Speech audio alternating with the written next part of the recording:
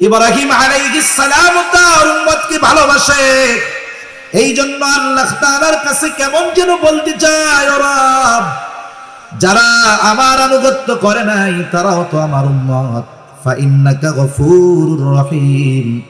কেমন যেন বলতে চায়, আপনি তো গফুর, আপনি তো রহিম, আপনি চাইলে আমার এই গুনাহগার উম্মত গুলাকেও মাফ করে দিতে পারে। وقال عيسى عليه السلام إن تعذبهم فإنهم عبادك وإن تغفر لهم فإنك أنت العزيز الحكيم।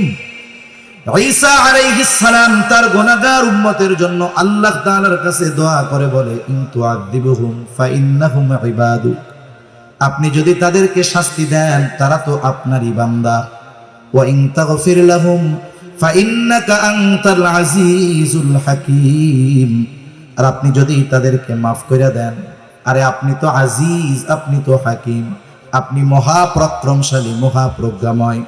ঈসা আলাইহিস সালাম কেমন যেন বলে, আল্লাহ, আমার উম্মত আপনার গুনাহগার বান্দাগুলারে আপনি মাফ করে দেন। দুই নবী তার উম্মতের জন্য ক্ষমা চেয়ে আল্লাহ তাআলার কাছে দোয়া করছে। নবীজি উম্মতের কথা তো সব সময় অন্তরে আছে। যার বাবা মারা গেছে সব সময় অন্তরে বাবার কথা থাকে না? থাকে। কিন্তু যখন আরেকজনের বাবাকে দেখে বাবার কথা একটু তখন বেশি মনে পড়ে। নবীজি সব সময় উম্মতের চিন্তা করেন, কিন্তু দুই নবী যখন উম্মতের ব্যাপারে দোয়া করছে উম্মতের কথা একটু বেশি মনে পড়ে গেছে। এবার নবীজি কি করলেন? ফারাফা ইয়াদাইহি ওয়া ক্বালা আল্লাহুম্মা উম্মতি উম্মতি ওয়া বাকা। নবীজি দুই হাত উঁচু করলেন, দুই হাত উঁচু করে বলতেছেন, আল্লাহুম্মা উম্মতি আল্লাহুম্মা উম্মতি, আয় আল্লাহ আমার উম্মত আমার উম্মত। আর দুই চোখ দিয়ে অজরে পানি ঝরে পড়তেছে। নবীজি কান্না করেন আর এটা বলতেছেন, আমার উম্মত আমার উম্মত। আল্লাহ তাআলা জিবরাইল আলাইহিস সালামকে বলে, জিবরাইল যাও মুহাম্মাদের কান্নার কারণ জিজ্ঞাসা করো। জিবরাইল আলাইহিস সালাম চলে এসেছে, এসে জিজ্ঞাসা করে আপনার কান্নার কারণ কি? যদিও আপনার কান্নার কারণ আপনার মালিক জানে, এরপরেও তিনি শুনতে চায়। আরে আল্লাহ জানার পরে কেন শুনতে চায়? মাঝে মধ্যে আমি বলি, বৃহস্পতিবার বিকাল বেলায় মক্তবের বা হিফজখানার ছোট একটা বাচ্চা ওস্তাদের কাছে গেছে আসরের পরে, ওস্তাদের পাশে বসে শুধু কান্না করে, কিছু বলে না। ছোট বাচ্চা, বলেন তো বৃহস্পতিবারে কোনো মক্তবের বা হিফজখানার ছোট বাচ্চা যদি হুজুরের পাশে বসে কান্না করে, কি জন্য কান্না করে ওস্তাদকে বলার দরকার আছে নাকি? বলেন তো কেন কান্না করে? ছুটি চায়, বাসায় যেতে চায়, ওস্তাদও বুঝে, জিজ্ঞাসা করে কান্না করো কেন? এবার কান্নার গতি আরো বাইরে যায়। ও চিন্তা করে আমি কাঁদতেছি কেন? হুজুর বোঝার পরেও আবার জিজ্ঞাসা করে কেন? হুজুর বলে, তুমি যতই কান্নাকাটি করো লাভ নাই, কারণ আগে কও। এইবার কান্না জড়িত কণ্ঠে ছেলেটা ওস্তাদের কাছে বলে, ওস্তাদ, আমার আম্মাকে একটু দেখতে মন চায়, ছোট ভাইটাকে একটু দেখতে মন চায়, একটু ছুটি দেন, বাড়িতে যাব। ওস্তাদ এবার একটা হাসি দিয়া বলে, যাও, আগামীকাল মাগরিবের আগে চলে আসবা। এখন কথা হলো, ছাত্রের কান্নার কারণ জানার পরেও ওস্তাদ ছাত্রর মুখে শুনতে চায় কেন? বলে, এটা হলো ওস্তাদ আর ছাত্রের মধ্যে মহব্বতের বহিঃপ্রকাশ। নবীজি কান্না করে কেন জানার পরেও কেন আল্লাহ শুনতে চায়? বলে, এটা হলো আমার আপনার নবীর প্রতি আল্লাহ তাআলার ভালোবাসার বহিঃপ্রকাশ। উম্মতের ব্যাপারে সব কথা খুলে বলছে জিবরাইল আলাইহিস সালামকে। জিবরাইল আলাইহিস সালাম গিয়ে বলে, আল্লাহ আপনার হাবিবের কান্নার কারণ তার উম্মত। আল্লাহ তাআলা বলে, যাও আমার হাবিবকে মুহাম্মদকে গিয়া জানায় দাও, অচিরেই আমি তাকে তার উম্মতের ব্যাপারে সন্তুষ্ট করব, অসন্তুষ্ট করব না। আল্লাহ তাআলা কোরআনুল কারীমের মধ্যে সূরাতুদ দুহার মধ্যে বলেন, ওয়ালা সাউফা ইউতিকা রাব্বুকা ফাতারদা, অচিরেই আপনার রব আপনাকে এমন কিছু দিবেন যে আপনি খুশি হয়ে যাবেন। এই আয়াতের তাফসিরে এই হাদিসটা আসছে। আর এর জবাবে নবী বলেন, আমি ততক্ষণ পর্যন্ত খুশি হব না যতক্ষণ আমার সব উম্মতকে আল্লাহ মাফ করবে না। ওয়া ইলা আদিন আখাহুম হুদা, আদ গোত্রের জন্য আল্লাহ তাআলা তাদের ভাই হুদ আলাইহিস সালামকে নবী হিসাবে প্রেরণ করেছেন। ওয়া ইলা সামুদ আখাহুম সালিহা, আল্লাহ তাআলা সামুদ গোত্রের জন্য তাদের ভাই সালেহ আলাইহিস সালামকে নবী হিসাবে প্রেরণ করেছেন। ওয়া ইলা মাদিয়ানা আখাহুম শুআইবা, আল্লাহ তাআলা বলেন তিনি মাদিয়ানবাসীর জন্য তাদের ভাই শুআইব আলাইহিস সালামকে নবী হিসাবে প্রেরণ করেছেন। কত বড় জলিলুল কদর পয়গম্বর মুসা আলাইহিস সালাম আল্লাহ তাআলার সাথে সরাসরি কথা বলতেন। কোরআনুল কারীমে এককভাবে সবচেয়ে বেশি বার মুসা আলাইহিস সালামের নাম উল্লেখ হয়েছে। ওয়া কাল্লামাল্লাহু মুসা তাকলিমা। এত বড় জলিলুল কদর পয়গম্বর মুসা আলাইহিস সালাম বনি ইসরাইলদের জন্য নবী। হযরত ঈসা আলাইহিস সালাম আল্লাহ তাআলা তার মাধ্যমে তার কুদরতের বহিঃপ্রকাশ ঘটিয়েছেন।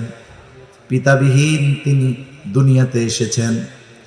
আল্লাহ তাআলা এমন কুদরত তার মাধ্যমে বহিঃপ্রকাশ করিয়েছেন। শুধু তাই না, যখন ঈসা আলাইহিস সালাতু ওয়াস সালাম মাতৃকোলে ছিলেন, দুগ্ধপোষ্য শিশু, যে কথা বলতে পারে না, কিছু বোঝে না, ওই অবস্থায় মুসা আলাইহিস সালামের জবান থেকে কথা বের করেছেন কে? আল্লাহ তাআলা মুসা ঈসা আলাইহিস সালামকে একেবারে সদ্য ভূমিষ্ঠ শিশু জবান খুলে দিয়েছে, মানুষের সামনে কথা বলছে। আদম আলাইহিস সালাতু ওয়াস সালাম আল্লাহ তাআলা বলেন খলাকতু বিয়াদাইয়া, আমি নিজের হাতে সৃষ্টি করেছি। আদম আলাইহিস সালামের ব্যাপারে আল্লাহ তাআলা বলেন তিনি মানব কুলের পিতা, কিন্তু সব মানুষের জন্য নবী না। ইব্রাহিম আলাইহিস সালাতু ওয়াস সালাম কত জলিলুল কদর পয়গম্বর, তিনি আমাদের নাম রেখেছেন মুসলমান, মুসলিম মিল্লাতের পিতা তিনি।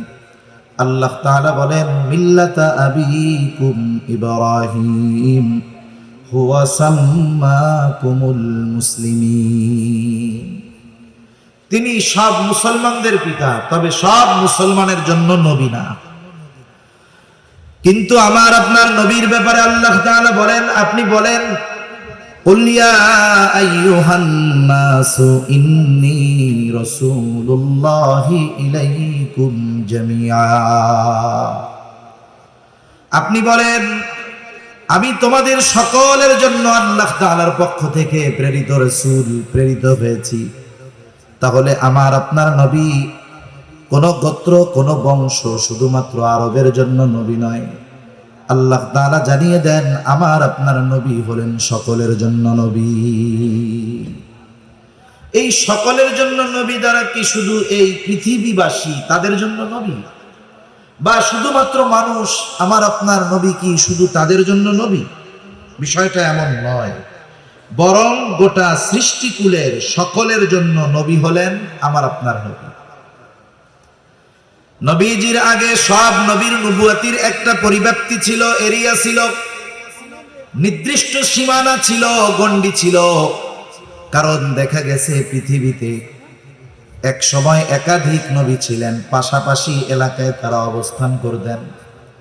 কিন্তু আমার আপনার নবীজির নবুয়তির পরিব্যাপ্তি কত দূর, আমার আপনার নবীজির নবুয়তির পরিব্যাপ্তি হলো তত দূর। আল্লাহ তাআলার রবুবিয়তের বিস্তৃতি যত দূর, তার মানে যেই জায়গার রব আল্লাহ, সেই জায়গার নবী রহমত মুহাম্মাদুর রাসূলুল্লাহ। পবিত্র কোরআনুল কারীমের সর্বাধিক পাঠিত সূরা সূরা ফাতিহা। সূরা ফাতিহা এমন এক সূরা প্রত্যেক নামাজের প্রতি রাকাতে লাগে। ইমামের পেছনে যখন পড়া হয়, ইমামের কেরাতি, মুসল্লির কেরাত, তখন আমরা পড়ি না, তখন ইমামেরটা শুনি।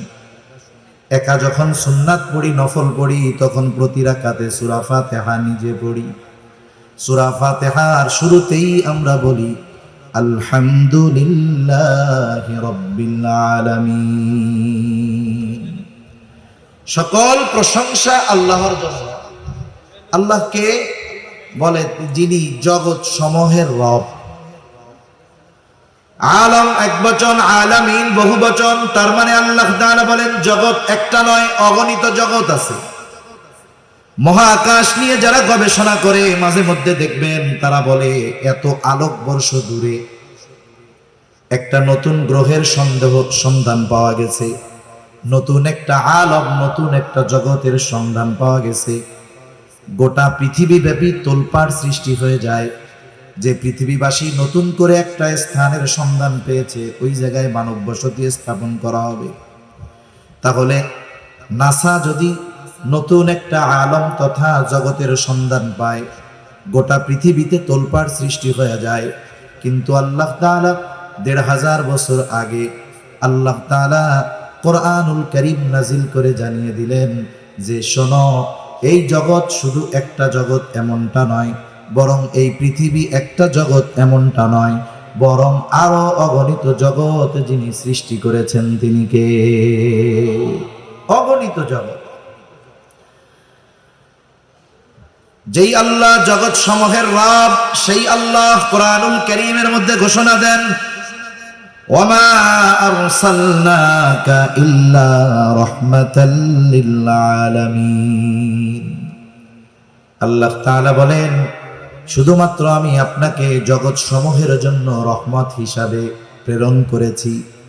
তার মানে যত জগৎ আছে সব জগতের রব প্রতিপালক আল্লাহ, আর যত জগৎ আছে সব জগতের জন্য রহমত হলেন মুহাম্মাদুর রাসূলুল্লাহ। গোটা সৃষ্টি জগতের মধ্যে শুধু এই পৃথিবী না, পৃথিবী তো মহাকাশের নিচে। পৃথিবীর অবস্থানটা কেমনে ব্যাখ্যা করা যায়? মহাকাশের নিচে পৃথিবীর অবস্থানটা হলো সমুদ্রের মধ্যে এক ফোঁটা পানির যেমন অবস্থান, মহাসমুদ্রের মধ্যে এক ফোঁটা পানি যেমন, প্রথম আসমানের নিচে পৃথিবীর অবস্থান তেমন। তার মানে এটা গোনার মধ্যেই কিছু নেই। এত সুবিশাল আল্লাহ তাআলা এই প্রথম আসমানকে আল্লাহ তাআলা সৃষ্টি করেছেন, আর এর নিচে সব গ্রহগুলো। এরকম তো একটা না, আরো ৬টা আছে। তাহলে এইরকম যত জগৎ আছে সব জগতের মধ্যে কোনো একটা ইঞ্চি জায়গা নাই যে যেই জায়গার রব আল্লাহ তাআলা নয়। এরকম কোন জায়গা আছে নাকি? দ্বিতীয় আসমানের নিচে আছে নাকি ২-১ ইঞ্চি জায়গা যে জায়গার রব আল্লাহ তাআলা নয়? আছে এরকম? কোথাও নেই। যেমন গোটা সৃষ্টি জগতের মধ্যে ১ ইঞ্চি জায়গাও নাই যেই জায়গার রব আল্লাহ তাআলা নয়, অনুরূপভাবে গোটা সৃষ্টি জগতের মধ্যে ১ ইঞ্চি জায়গাও নাই যেই জায়গার রহমত আমার আপনার নবী নয়। তিনি সকলের জন্য নবী, তিনি সব সৃষ্টির জন্য তিনি রহমত। শুধুমাত্র মুমিনদের জন্য নয়, বরং তিনি রহমাতুল লিল আলামিন হওয়ার কারণে পৃথিবীর সকল সৃষ্টি, এমনকি যারা অন্তরের মধ্যে ইসলামের ব্যাপারে সর্বোচ্চ বিদ্বেষ লালন করে, তাদের কর্ম কথার মাধ্যমে ইসলামের বিরোধিতা করে, এমনকি যারা স্বয়ং নবীজির উপস্থিতিতে নবীজির উপরে জুলুম করেছে, আমার আপনার নবীজিকে বারবার হত্যার অপচেষ্টা করেছে, এই মানুষগুলো আমার আপনার নবীজি রহমত হওয়ার সুবিধা ভোগ করেছে। গোটা পৃথিবীর কাফেররা নবীজি রহমাতুল লিল আলামিন হওয়ার সুবিধা ভোগ করতেছে, কিয়ামত পর্যন্ত করবে। নবীর কারণেই তো আল্লাহ তাআলা যারা ইসলাম বিদ্বেষী কাফের, এদেরকে সমূলে ধ্বংস করে দিবেন না, এটা আল্লাহ তাআলার প্রতিশ্রুতি। তা না হলে যেই পরিমাণ পাপাচার অনাচার, নবীজি যদি আল্লাহ তাআলার কাছে এই ফরিয়াদ না করতেন, তাহলে দেখা যাইত অতীতের অনেক উম্মতের মতো এই উম্মতেরও কিছু মানুষের উপরে এমন আযাব আসতো যে তারা সমূলে নির্মূল হয়ে যাইত। এজন্য আমার আপনার নবীর কারণে সমূলে নির্মূল করে দেওয়া হয় না। শুধু তাই না, আবু জেহেল, উতবা, শাইবা এরাও নবীজির কারণে বাইচা গেছে। আবু জেহেল একদিন নবীজির সামনে এসে নবীজিকে শুনিয়ে শুনিয়ে বলতেছে, আল্লাহ, নবীজিকে শোনায়া আল্লাহ তাআলার কাছে দোয়া করে বলে, আল্লাহ, সত্যই যদি আপনি কোরআন নাজিল করে থাকেন, তার মানে সত্যই যদি এই কোরআন আপনি মুহাম্মাদের উপরে নাজিল করে থাকেন, তাহলে আমাদেরকে পাথর বর্ষণ করেন অথবা যন্ত্রণাদায়ক শাস্তি দেন। আবু জেহেল নবীজিকে শুনিয়ে শুনিয়ে আযাব কামনার দোয়া করে কার কাছে? আল্লাহ তাআলার কাছে। বলেন তো, আল্লাহ তাআলার কাছে কোনো বান্দার যদি কিছু চাইতে মন চায়, আল্লাহ তাআলা মনে হয় মুখ দিয়া জোরে উচ্চারণ না করলে শুনতে পারে না, এমন নাকি? বরং কথা মুখে আনা লাগে না, হৃদয়ে যদি থাকে কোনো কথা, দুনিয়ার কেউ না জানলেও জানেন কে? আল্লাহ তাআলা জানেন। তাহলে ওর যদি আযাব গজব মনেই চায় যে আসুক আমার উপরে, তাইলে নবীজিকে শুনিয়ে শুনিয়ে বলার দরকার কি? গভীর রাতে উঠে আল্লাহ তাআলার কাছে বললেই তো হইল। এক নাম্বার বলার কারণ হলো যে আসলে এই কথার দ্বারা নবীজিকে একটু খোঁচা দিতে চায়, কষ্ট দিতে চায় কথার মাধ্যমে। দুই নাম্বার বিষয় হলো যে মক্কার মুশরিকেরা আল্লাহ তাআলার কাছে কেন চায়, দোয়া করে? ওরা তো ওদের দেবদেবীদের কাছে গিয়া বলবে। বাস্তবতা হলো মক্কার মুশরিকেরা যদিও আল্লাহ তাআলার সাথে শিরিক করত, তবেও তারা আল্লাহ তাআলার অস্তিত্বে অবিশ্বাসী ছিল না, বরং স্রষ্টা হিসাবে তারা আল্লাহ তাআলাকে বিশ্বাস করত। এ কথা আমার নয়, বরং কোরআনুল কারীমের মধ্যে আল্লাহ তাআলা বলেন, ওয়ালাইন সাআলতাহুম মান খালাকাস সামাওয়াতি ওয়াল আরদ লায়াকুলুন্নাল্লাহ।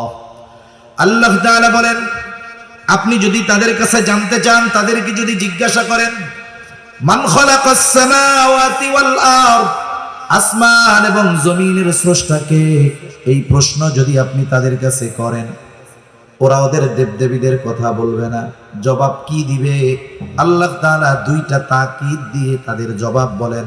আল্লাহ তাআলা বলেন, লায়াকুলুন্নাল্লাহ, আপনার এই প্রশ্নের জবাবে অবশ্যই অবশ্যই তারা বলবে আসমান এবং জমিনের স্রষ্টা হলেন আল্লাহ। নবী জিজ্ঞাসা করবেন কাফেরদের, আসমান জমিনের স্রষ্টাকে। কাফেররা জবাব কি দিবে? যে লাত মানাত উজ্জা না, বরং আল্লাহ তাআলা দুইটা তাকিদ সহকারে বলেন অবশ্যই অবশ্যই এরা বলবে আসমান জমিনের স্রষ্টা কে? আল্লাহ। আল্লাহ তাআলা এক জায়গায় বলেন, ওয়ালাইন সাআলতাহুম মান নাযালা মিনাস সামাই মাআন ফাআহইয়া বিহিল আরদা বা'দা মাউতিহা। আপনি যদি তাদের জিজ্ঞাসা করেন মান নাযালা মিনাস সামাই মা, কে আসমান হতে বাড়ি বর্ষণ করে, পানি বর্ষণ করে? শুধু তাই না, ফাআহইয়া বিহিল আরদা বা'দা মাউতিহা, ওই পানি বর্ষণ করার দ্বারা মৃত জমিন তথা ফসল উৎপাদনের অনুপযুক্ত জমিনকে কে ফসল উৎপাদনের জন্য উপযুক্ত করে তোলে? অর্থাৎ ওই পানির দ্বারা মৃত জমিনকে কে পুনরুজ্জীবিত করে তোলে? ওরা ওদের দেবদেবীদের কথা বলবে না, কি বলবে জবাবে? আল্লাহ তাআলা বলেন, লায়াকুলুন্নাল্লাহ, আপনার এই প্রশ্নের জবাবে অবশ্যই অবশ্যই তারা বলবে এগুলো যিনি করেন তিনি কে? বলবে অবশ্যই অবশ্যই আল্লাহ এগুলো দেন। আল্লাহ তাআলা এক জায়গায় বলেন, ওয়ালাইন সাআলতাহুম মান খালাকাহুম লায়াকুলুন্নাল্লাহ, আপনি যদি তাদের জিজ্ঞাসা করেন তাদের স্রষ্টাকে, কে তাদেরকে সৃষ্টি করেছে, তারা নাস্তিকদের মতো বলবে না এমনিই হয়ে গেছি, প্রাকৃতিক ভাবে হয়েছি, বরং কি বলবে? লায়াকুলুন্নাল্লাহ, অবশ্যই অবশ্যই আমাদের স্রষ্টা হলেন আল্লাহ। তাহলে আল্লাহ তাআলার অস্তিত্বের ব্যাপারে তাদের কি দৃঢ় বিশ্বাস ছিল, কিন্তু তারা এমন কিছু আল্লাহ তাআলার সাথে শিরক করত যার কারণে তাদের এই বিশ্বাস মূল্যহীন হয়ে গেছে, কোনো দাম নেই। আবার নবীজি এক জায়গায় বলেন, আবু জেহেল আল্লাহ তাআলার কাছে দোয়া করেছে, আল্লাহ তাআলা আবু জেহেলের দোয়াও কবুল করেছেন। বদরের দিন সকাল বেলায় আবু জেহেল আল্লাহ তাআলার কাছে দোয়া করে বলে, আল্লাহ, আজকে যারা হকের উপরে আছে, সত্যের উপরে আছে, আপনি তাদেরকে বিজয় দান করেন। নবীজি বলেন, আল্লাহ তাআলা আবু জেহেলের দোয়া কবুল করেছে।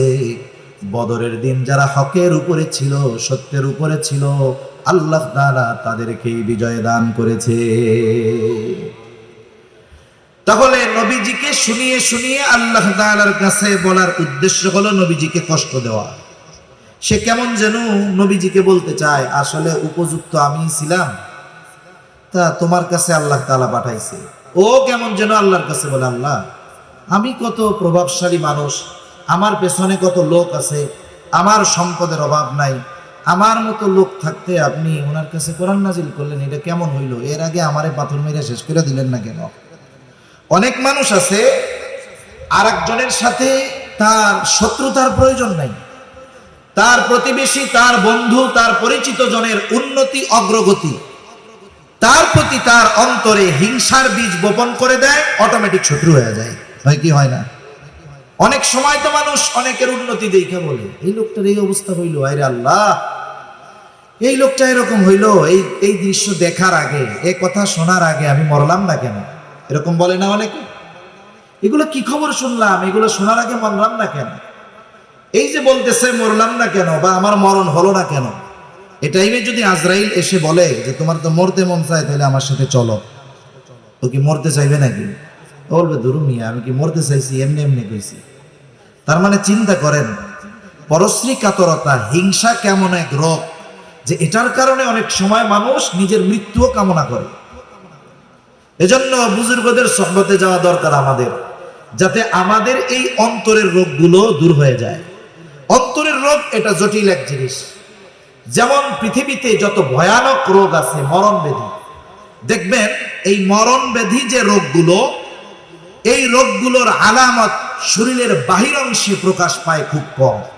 হার্টের রোগ আপনি বাহিরে কিছু দেখবেন না, ভিতরে ক্যান্সারের জীবাণু দেহ খেয়ে ফেলছে, বাহিরে কিছুই টের পাওয়া যায় না। এই হিংসা হলো মানুষের ঈমান ধ্বংস করা, আমল ধ্বংস করার অন্যতম এক রোগ। এজন্য আল্লাহ তাআলার কাছে দোয়া করা, যারা এই রুহানি চিকিৎসক, অন্তর পরিশুদ্ধ করার চিকিৎসক, যারা হক্কানি বুজুর্গানে দ্বীনের সোহবতে গিয়ে আমাদের দিলগুলাকে পরিষ্কার করা দরকার, ঠিক কিনা বলেন?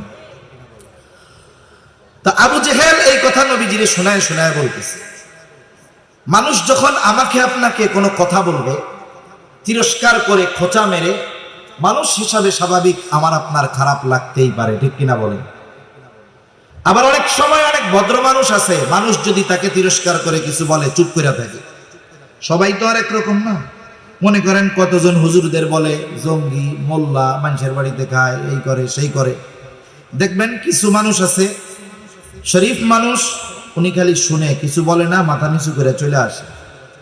আবার অনেক সময় অনেকে আছে যে তিনি খুব ভদ্র, সাথে আছে এক বন্ধু, এটা খুব চেতা। এখন ওই ভদ্র মানুষকে কেউ যদি তিরস্কার করে, সে যদিও কিছু না বলে, অনেক সময় চুপ থাকা, জবাব না দেওয়া, এটাই বড় প্রতিবাদ, ঠিক কিনা?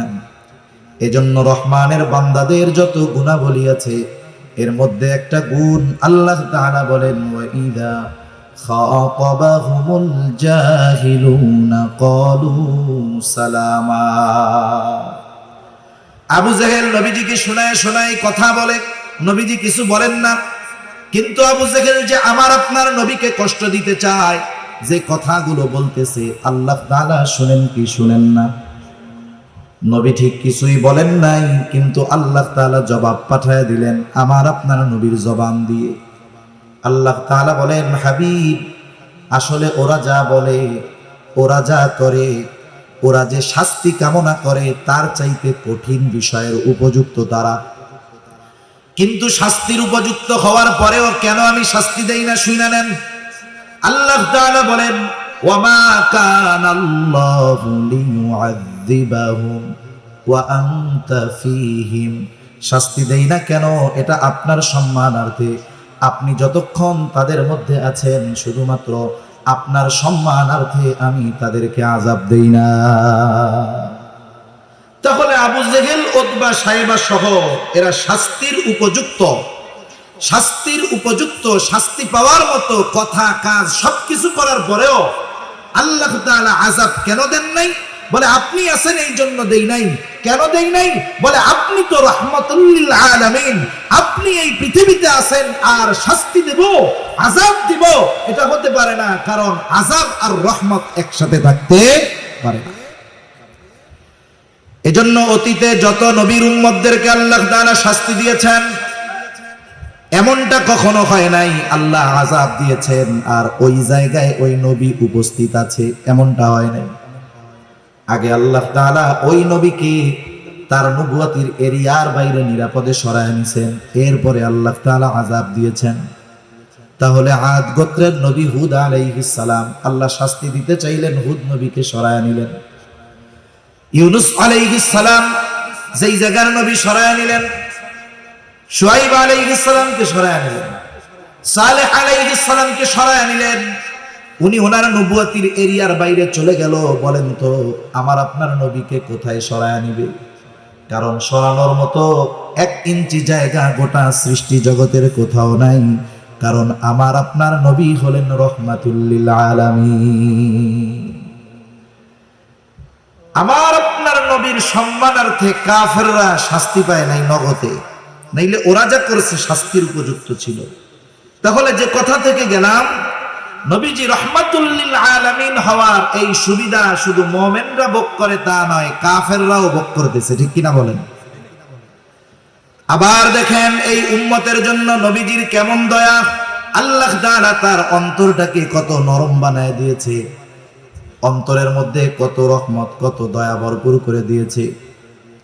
আব্দুল্লাহ ইবনে আমর ইবনুল আস রাদিয়াল্লাহু তাআলা আনহু থেকে বর্ণিত, নবীজি কোরআন থেকে তিলাওয়াত করলেন, যা আল্লাহ তাআলা ইব্রাহিম আলাইহিস সালামের ব্যাপারে নাজিল করেছেন। কোরআনে কি নাজিল করেছেন? আল্লাহ কোরআনুল কারীমের 13তম পারা সূরা ইব্রাহিমের মধ্যে আল্লাহ তাআলা ইব্রাহিম আলাইহিস সালাম তার গুনাহগার উম্মতের জন্য ক্ষমা চেয়ে আল্লাহ তাআলার কাছে দোয়া করেছেন।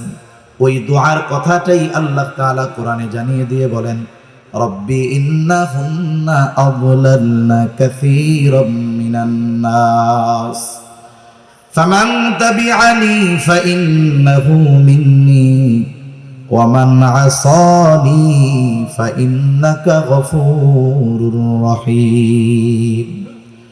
ইব্রাহিম আলাইহিস সালাম বলেন, ও রব, এই প্রতিমাগুলো, এই মূর্তিগুলো অধিকাংশ মানুষকে পথচ্যুত করে ফেলেছে। ফামান তাবিআনি ফাইন্নাহু মিন্নী, যে আমার আনুগত্য করেছে সে তো আমার দলভুক্ত। আমান আসানি, যে আমার আনুগত্য করে নাই, যদিও করে নাই, যদিও মানে নাই, তথাপিও তো ইব্রাহিম আলাইহিস সালামের উম্মত। কারণ আমার আপনার নবীজির নবুয়তির পরে কিয়ামত পর্যন্ত যত মানুষ আসবে, যত মানুষ আছে, যত মানুষ দুনিয়া থেকে চলে গেছে, যে যে ধর্মের অনুসারী হোক না কেন, সকল মানুষই আমার আপনার নবীজির উম্মত। অনেক সময় এমনটা হয় যে বাধ্য সন্তানের চাইতে মা বাবা অবাধ্য সন্তানকে নিয়ে চিন্তিত বেশি থাকে, দোয়া তার জন্য বেশি করে, তার কথা মানুষের কাছে বেশি বলে। সন্তান অবাধ্য কিন্তু তার জন্য বেশি চিন্তিত থাকে। কেন? বলে মোহাব্বতের কারণে। চিন্তা করে যেগুলো তো বাধ্য ওগুলো তো একটা রাস্তা হইছে, কিন্তু যেটা অবাধ্য এটার কি হবে? মা বাবা সন্তান খারাপ হওয়ার পরেও তাকে ত্যায্য পুত্র করে দেয় না, বের করে দেয় না, বরং তার পরিবর্তনের জন্য আল্লাহ তাআলার কাছে দোয়া করে, মানুষের কাছে বলে, উলামায়ে কেরামের কাছে বলে, দেখেন একটু কিছু করা যায় কিনা। কেন করে? মোহাব্বতের কারণে। বলেন তো, মা বাপ সন্তানকে যত মোহাব্বত করে, তার চাইতে নবী তার উম্মতকে মোহাব্বত কম করে না বেশি করে? কত বেশি করে এটা মাপা যাবে না, পরিমাপ করা যাবে না। কত ভালোবাসে নবী। আসলে আমাকে আপনাকে ভালোবাসে কে, দুনিয়াতেও এটা মোটামুটি বোঝা যায়। মুসিবতে বিপদে যে পাশে থাকে আসলে সে ভালোবাসে। মুখ দিয়া শুধু বললে হবে না ভালোবাসি ভালোবাসি, কিন্তু বিপদের সময় নাই। বাস্তবে এই সব মানুষ ভালোবাসে না। বাস্তবে ভালোবাসে তারা বিপদে পাশে থাকে যারা। এই দুনিয়ার বিপদ চোখ বন্ধ হবে, বিপদ শেষ। আসল বিপদ তো কিয়ামতের দিন, আসল বিপদ তো মুসিবতের দিন। দুনিয়ার বিপদে, দুনিয়ার মুসিবতে সন্তান যদি বিপদে পড়ে বাবা সাহায্যের জন্য দৌড়িয়ে যায়, ভাই বিপদে পড়লে ভাই যায়, বাবা পড়লে ছেলে যায়, ছেলে পড়লে বাবা যায় সাহায্য করার জন্য। বলেন তো কিয়ামতের দিন যখন কেউ মুসিবতে পড়বে, বাবা মুসিবতে পড়লে সন্তান কি বাবার পাশে এসে দাঁড়াবে নাকি? ওই দিনের মুসিবত এমন মুসিবত কেউ কাউরে চিনবে না।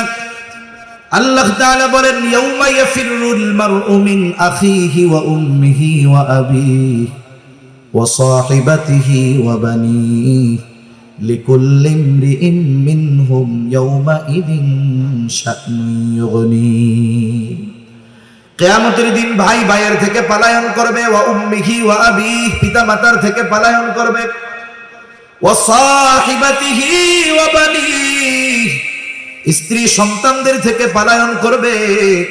দুনিয়ায় একটা বাবা 14 ঘন্টা 16 ঘন্টা 18 ঘন্টা ডিউটি করে, অনেকে দেশে করে অনেকে বিদেশে করে। সারাদিন পরিশ্রমের পর এই লোকটা যখন বাসায় ফিরে মা বাবার চেহারা দেখে, স্ত্রী সন্তানের চেহারা দেখার সাথে সাথে তার 16 ঘন্টা 18 ঘন্টার কষ্ট দূর হয়ে যায়। প্রবাসে যারা থাকে কত পরিশ্রম কষ্টের পরে বাসায় ফিরে মোবাইলে ফোন দেয়, এই সন্তানের চেহারাটা দেখতে যায়, একটু কথা বলে, মোবাইলে চেহারা দেখে সারাদিনের কষ্ট তার দূর হয়ে যায়। তার মানে দুনিয়ার কষ্ট দূর করার জন্য মানুষ স্ত্রীর চেহারা দেখে, সন্তানের চেহারা দেখে, মা বাবার সাথে কথা বলে, মা বাবার চেহারা দেখে। কিন্তু কিয়ামতের দিন ওই মুসিবত এমন মুসিবত, যেই দিন সন্তানের চেহারা দেখলে চিন্তা দূর হবে না, মা বাবার চেহারা দেখলে চিন্তা দূর হবে না, বরং ওই দিন মানুষেরা স্ত্রী সন্তানদের চেহারা দেখাটাকে আরো বড় মুসিবতের কারণ মনে করবে। এই জন্য একজন একজনের থেকে পালাতে থাকবে। সেই দিন সবাই নিজ চিন্তায় বিভোর থাকবে, চিন্তিত থাকবে সবাই। আমার আপনার নবীজিও চিন্তিত থাকবে, তবে সবাই চিন্তিত থাকবে নিজের জন্য, নবীজি চিন্তিত থাকবেন উম্মতের জন্য। কেমন চিন্তিত থাকবেন? একটা মানুষ যদি পেরেশানিতে থাকে, চিন্তায় থাকে, যত আরামের বিছানা দেওয়া হোক না কেন, শীতাতপ নিয়ন্ত্রিত ব্যবস্থা থাকুক না কেন, সে বিছানায় যখন শুয়ে পড়ে ঘুমের ট্যাবলেট খাইলেও তার ঘুম আসে না। পায়চারি করে, বাহিরে যায়, ছাদে যায়, হাঁটাহাঁটি করে, এক জায়গায় সে স্থির থাকতে পারে না। নবীজি কিয়ামতের দিন উম্মতের চিন্তায় এক জায়গায় থাকবেন না। নবীজি একবার চলে যাবেন হাউজে কাউসারের কাছে, না জানি তার কোনো উম্মত পানি পানে মাহরুম হয়ে যায়। আর একবার চলে যাবেন মিজানের কাছে, না জানি তার কোনো উম্মত ওজনে ধরা পড়ে যায়। আবার চলে যাবেন জাহান্নামের কাছে, না জানি কোনো উম্মতকে জাহান্নামে দিয়ে দেওয়া হয়। আর একবার চলে যাবেন পুলসেরাতের কাছে, না জানি কোনো উম্মত পুল পাড়ি দিতে ব্যর্থ হয়ে যায়। আবার উম্মতের জন্য সুপারিশ দরকার, আল্লাহ তাআলার কাছে চলে যাবেন সুপারিশ করার জন্য। সব নবী জান্নাত অভিমুখে রওনা হয়ে যাবে, জান্নাতের দোরগোড়ায় পৌঁছিয়ে যাবে, কিন্তু জান্নাতের দরজা বন্ধ। বলে খোলো না কেন? বলে যিনি আসলে খোলা হবে তিনি আসেন নাই। কোথায় তিনি? হাসরের ময়দানে। কি করতেছেন? উম্মতের চিন্তায় বিভোর। বলে নবী ততক্ষণ পর্যন্ত জান্নাত অভিমুখে রওনা হবে না, যতক্ষণ না তার ওই উম্মত, যার অন্তরে যাররা পরিমাণ হলেও ঈমান ছিল, তার ব্যাপারে যতক্ষণ আল্লাহ তাআলার পক্ষ থেকে জান্নাতের নিশ্চয়তা না আসবে, ততক্ষণ পর্যন্ত আমার আপনার নবী নিজে জান্নাত অভিমুখে রওনা হবে না। তাহলে বাস্তবতা হলো, মা বাবা কতটুকু ভালোবাসে তার চাইতে বেশি ভালো আমার আপনার নবী আমাকে আপনাকে বাসে। ইব্রাহিম আলাইহিস সালাম তার উম্মতকে ভালোবাসে। এই জন্য আল্লাহ তাআলার কাছে কেমন যেন বলতে চায়, ও রব, যারা আমার আনুগত্য করে নাই তারাও তো আমার উম্মত, ফা ইন্নাকা গফুরুর রহিম। কেমন যেন বলতে চায়, আপনি তো গফুর, আপনি তো রহিম, আপনি চাইলে আমার এই গুনাহগার উম্মত গুলোকেও মাফ করে দিতে পারে। وقال عيسى عليه السلام إن تعذبهم فإنهم عبادك ওয়া ইন তাগফির লাহুম ফাইন্নাকা আনতাল আজিজুল হাকীম। ঈসা আলাইহিস সালাম তার গুনাহগার উম্মতের জন্য আল্লাহ তাআলার কাছে দোয়া করে বলে, ইন তুআযিবুহুম ফাইন্নাহুম ইবাদুক, আপনি যদি তাদেরকে শাস্তি দেন তারা তো আপনারই বান্দা। ওয়া ইন তাগফির লাহুম ফাইন্নাকা আনতাল আজিজুল হাকীম, আর আপনি যদি তাদেরকে মাফ করে দেন, আরে আপনি তো আজিজ, আপনি তো হাকিম, আপনি মহাপরাক্রমশালী, মহাপ্রজ্ঞাময়। ঈসা আলাইহিস সালাম কেমন যেন বলে, আল্লাহ আমার উম্মত আপনার গুনাহগার বান্দাগুলারে আপনি মাফ করে দেন। দুই নবী তার উম্মতের জন্য ক্ষমা চেয়ে আল্লাহ তাআলার কাছে দোয়া করছে। নবীজি উম্মতের কথা তো সব সময় অন্তরে আছে। যার বাবা মারা গেছে সব সময় অন্তরে বাবার কথা থাকে না? থাকে। কিন্তু যখন আরেকজনের বাবাকে দেখে বাবার কথা একটু তখন বেশি মনে পড়ে। নবীজি সব সময় উম্মতের চিন্তা করেন, কিন্তু দুই নবী যখন উম্মতের ব্যাপারে দোয়া করছে উম্মতের কথা একটু বেশি মনে পড়ে গেছে। এবার নবীজি কি করলেন? ফারাফা ইয়াদাইহি ওয়া ক্বালা আল্লাহুম্মা উম্মতি উম্মতি ওয়া বাকা। নবীজি দুই হাত উঁচু করলেন, দুই হাত উঁচু করে বলতেছেন, আল্লাহুম্মা উম্মতি আল্লাহুম্মা উম্মতি, আয় আল্লাহ আমার উম্মত আমার উম্মত। আর দুই চোখ দিয়ে অজরে পানি ঝরে পড়তেছে। নবীজি কান্না করেন আর এটা বলতেছেন, আমার উম্মত আমার উম্মত। আল্লাহ তাআলা জিবরাইল আলাইহিস সালামকে বলে, জিবরাইল যাও মুহাম্মাদের কান্নার কারণ জিজ্ঞাসা করো। জিবরাইল আলাইহিস সালাম চলে এসেছে, এসে জিজ্ঞাসা করে আপনার কান্নার কারণ কি? যদিও আপনার কান্নার কারণ আপনার মালিক জানে, এরপরেও তিনি শুনতে চায়। আরে আল্লাহ জানার পরে কেন শুনতে চায়? মাঝে মধ্যে আমি বলি, বৃহস্পতিবার বিকাল বেলায় মক্তবের বা হিফজখানার ছোট একটা বাচ্চা ওস্তাদের কাছে গেছে আসরের পরে, ওস্তাদের পাশে বসে শুধু কান্না করে, কিছু বলে না। ছোট বাচ্চা, বলেন তো বৃহস্পতিবারে কোনো মক্তবের বা হিফজখানার ছোট বাচ্চা যদি হুজুরের পাশে বসে কান্না করে, কি জন্য কান্না করে ওস্তাদকে বলার দরকার আছে নাকি? বলেন তো কেন কান্না করে? ছুটি চায়, বাসায় যেতে চায়, ওস্তাদও বুঝে, জিজ্ঞাসা করে কান্না করো কেন? এবার কান্নার গতি আরো বাইরে যায়। ও চিন্তা করে আমি কাঁদতেছি কেন? হুজুর বোঝার পরেও আবার জিজ্ঞাসা করে কেন? হুজুর বলে, তুমি যতই কান্নাকাটি করো লাভ নাই, কারণ আগে কও। এইবার কান্না জড়িত কণ্ঠে ছেলেটা ওস্তাদের কাছে বলে, ওস্তাদ আমার আম্মাকে একটু দেখতে মন চায়, ছোট ভাইটাকে একটু দেখতে মন চায়, একটু ছুটি দেন, বাড়িতে যাব। ওস্তাদ এবার একটা হাসি দিয়া বলে, যাও আগামীকাল মাগরিবের আগে চলে আসবা। এখন কথা হলো, ছাত্রের কান্নার কারণ জানার পরেও ওস্তাদ ছাত্রর মুখে শুনতে চায় কেন? বলে এটা হলো ওস্তাদ আর ছাত্রের মধ্যে মহব্বতের বহিঃপ্রকাশ। নবীজি কান্না করে কেন জানার পরেও কেন আল্লাহ শুনতে চায়?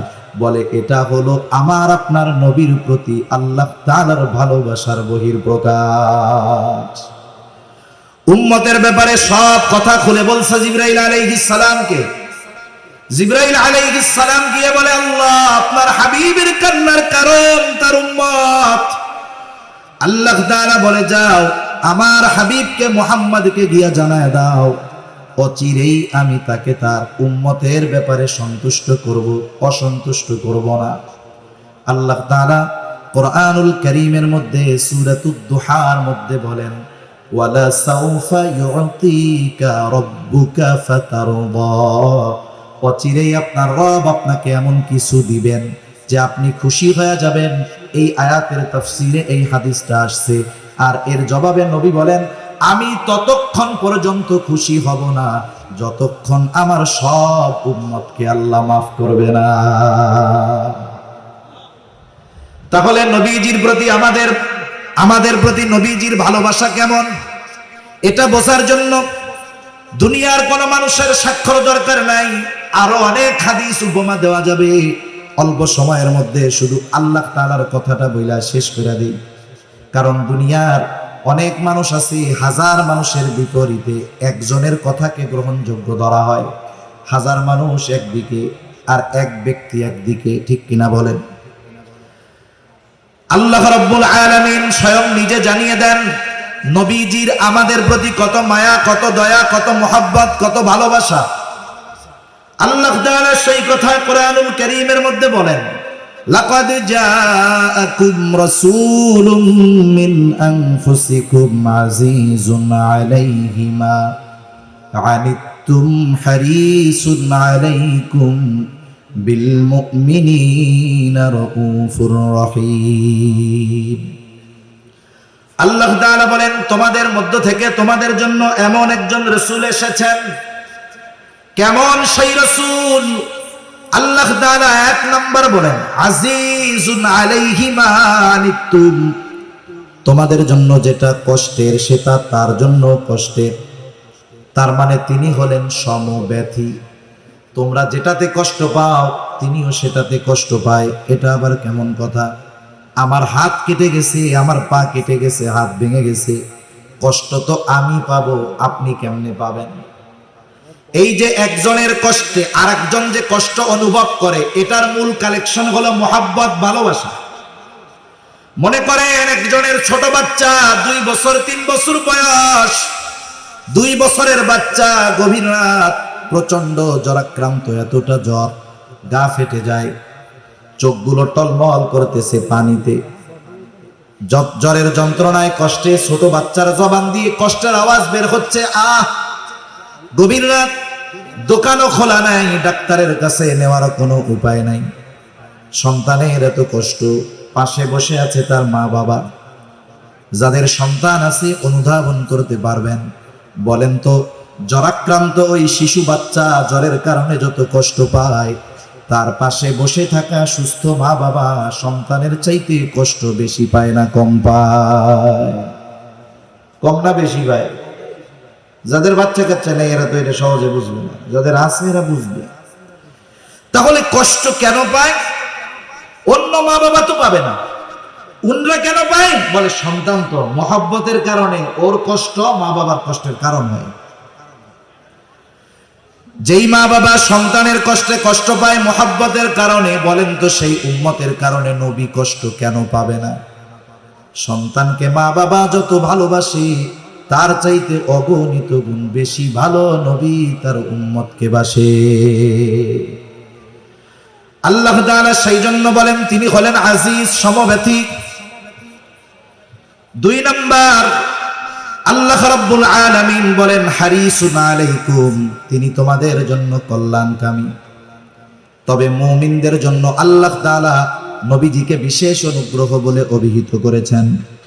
আর এক জায়গায় আল্লাহ তাআলা বলেন, লাকাদ মান্নাল্লাহু আলাল মুমিনিনা ইয বাআসা ফীহিম রাসূলাম মিন আনফুসিহিম, যে আল্লাহ তাআলার বিশেষ অনুগ্রহ মুমিনদের উপর, যে তিনি তাদের মধ্য থেকে তাদের জন্য একজন রাসূল পাঠিয়েছেন। এই জন্য নবী মুমিনদের জন্য স্পেশাল অনুগ্রহ। এ কথাও আল্লাহ তাআলা বলেন এই রাসূল সবার জন্য সমব্যথী, কল্যাণকামী। তবে মুমিনদের জন্য স্পেশাল ভাবে তিনি কেমন?